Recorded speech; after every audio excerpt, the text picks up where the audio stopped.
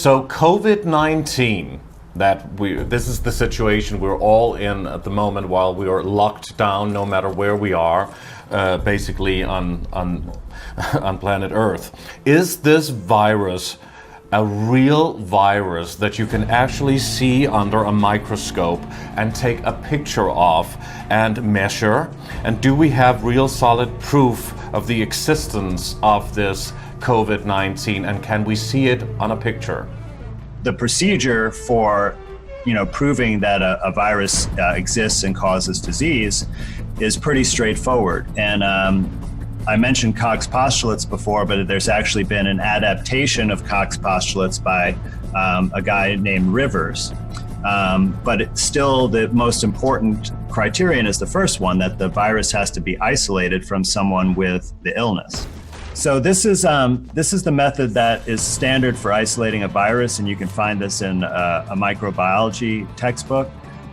It's not been applied to viruses that supposedly cause human disease, but it's been done for viruses in lower organisms, such as bacteria, amoeba, and algae, many, many times. In fact, there's like hundreds of bacterial viruses called phages that have been identified through this process. So it's very well worked out and very simple. So if you look at the top left here, this is the sample of body fluid. So let's say this is lung fluid. And so what you do is you take that and you filter it. And this is a very important step. And actually one of the criteria, according to Rivers, is called filterability, because virus particles are very, very small. And so everything else is much, much bigger. So all of the other debris and cells that are mixed in the body fluid, because if you take lung fluid, you have lung cells, you have other bodily cells, you have bacterial cells, fungal cells, all the things that normally live in your body, in addition to possibly a virus. So filtering it out helps to purify the virus out because it's much smaller than everything else. And then you take that filtrate and you use what's called a density gradient centrifugation. So you have like a liquid that's in the test tube that has a density gradient, and then you add the supernatant with the filtered particles in it and spin it, and it forms a band that all of the particles of the same density all segregate together and form this band in the test tube. And then you can access that with a pipette. And that should be purified particles that you can then, the fourth step, look at under the microscope. So this is really the procedure that you could isolate any small particles out of a body fluid sample. Well, viruses are not alive. They don't have any of the functions of life, like locomotion or reproduction or respiration or etc. They're basically just a small, tiny little sac that may have some proteins in the membrane that act like a lock and key mechanism to target it to certain targets. And then inside they have some genetic material. That's a very small amount, only a few genes. So very unsophisticated, not capable of all the life functions, and it's completely passive. Not alive, it can't be killed, it can't move. It's basically just some genetic material in a tiny little water balloon. This is actually shows you how exosomes can cloudy the picture here, because the procedure that on this slide is the proper way to isolate a virus. But this is what's done in all these papers on various coronaviruses where they say they isolated it. So what they do is they take the same lung fluid sample, and the first thing they do is they actually extract genetic material from it.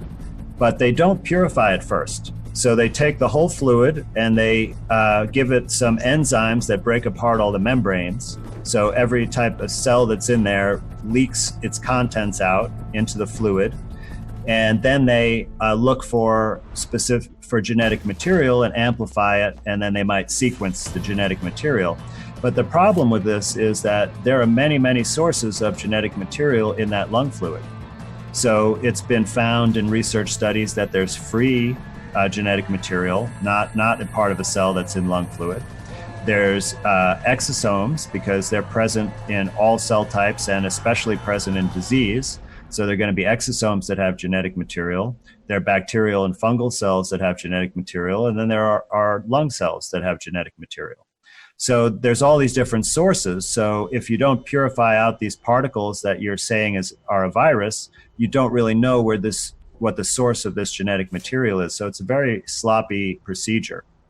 And then what they do to supposedly isolate the viral particles is they mix them with another type of cell. Mammalian cell culture, usually very commonly they use these monkey kidney cells called vero cells because they grow easily in the lab. And then they add antibiotics to this. Now, sometimes they use cancer cells, but every single method that I've seen that they do this, they basically mix it with cells that are making exosomes. So when you put vero cells and antibiotics together, you induce exosomes. Antibiotics are toxic to the cell. Antibiotic actually means against life. And there's lots of studies that show that antibiotics induce exosomes. So you're mixing the lung fluid with something that is basically making exosomes. And then you're taking that mixture and then looking at that under a microscope. Sometimes they do purify the particles out of that mixture and look at those independently on the microscope. But how do you tell if the particles you're looking at are exosomes from the cell culture or a virus?